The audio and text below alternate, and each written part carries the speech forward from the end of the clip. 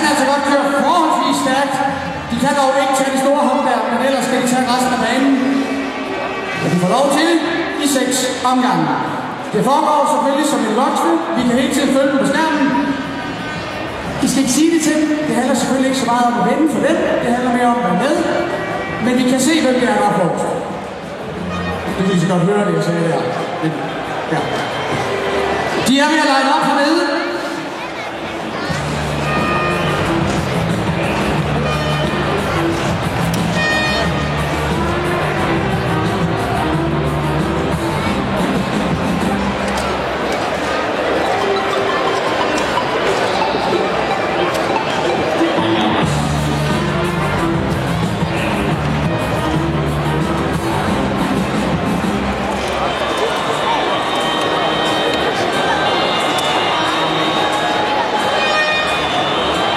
Det er nummer 172, Lind Walk, hun er 8 år, og det er en pige, og hun er fra Holland.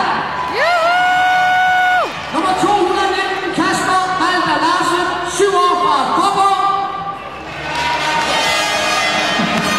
Nummer 88, det er Sander Herring Albertsen, han er 7 år og fra Store Merløse.